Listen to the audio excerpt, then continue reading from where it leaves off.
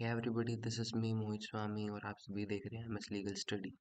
आज हम करने जा रहे हैं आर्टिकल 14, जिसमें हम पढ़ेंगे equality before law and equal protection of laws के बारे में। Let's do article 14।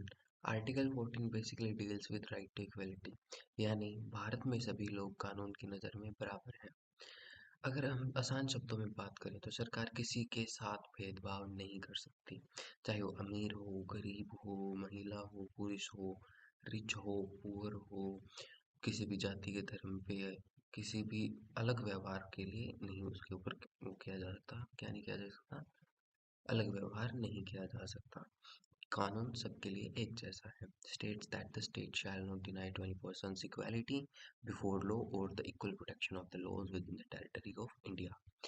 This article means that all individuals, regardless of their background, should be treated equally under the law, and that the law should be treated equally in similar manner. यानी यह article का main उद्देश्य यह है कि कोई भी person किसी भी बैकग्राउंड से हो, उसके लिए कोई अलग कानून नहीं होगा। कानून सबके लिए एक है और उसी तरीके से कानून को प्रैक्टिस किया जाएगा। बेसिकली हमने ये जो राइट टू इक्वालिटी है, इसको यूके एंड यूएस कॉन्स्टिट्यूशन से अडॉप्ट किया है। The law says all are equal to law and law is same for all. ये कानून कहता है कि लॉ सबके लिए एक है और सभी लॉ के अंतर्गत एक है। Neither people will get specific rights, किसी को भी स्पेशल राइट्स नहीं मिलेंगे। इट्स ए नेगेटिव अप्रोच है, एक नेगेटिव अप्रोच है। बट ये सब रूल भी है किसका? A V Dicey's rule of law का। Article 14 says that like should be treated like and unlike should be treated unlike. यानी अगर कोई आराम से रह रहा है तो उसे कोई भी परेशानी नहीं दी जाएगी, लेकिन अगर कोई देश की सॉवर्निटी के ऊपर हार्म कर रहा है तो उसे उसका सजा मिलेगी, उसको उसकी पनिशमेंट ज़रूर मिलेगी।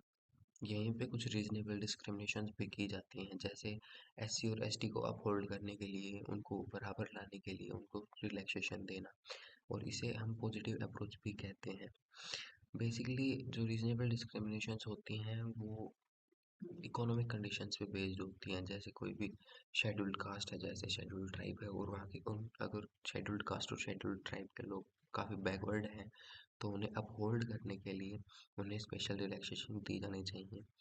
तो ऐसा हमारी भारत सरकार करती है कि एससी और एसटी को और ओबीसी को भी थोड़ी बहुत रिलैक्सेशन मिलती है, जिससे वो बराबर आ सकें। Next is natural justice. Natural justice का मतलब ये है कि कोई भी निर्णय दोनों पार्टियों की सुने बगैर नहीं किया जा सकता। That is justice can't be partial. So let's read. Law of natural justice is in part of article 14। जो law of justice है, law of natural justice है, वो article 14 का part है।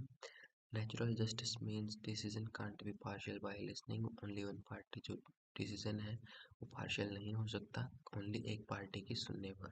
आर्टिकल 14 में बेसिकली दो पार्ट्स हैं, equality before law and equal protection of laws.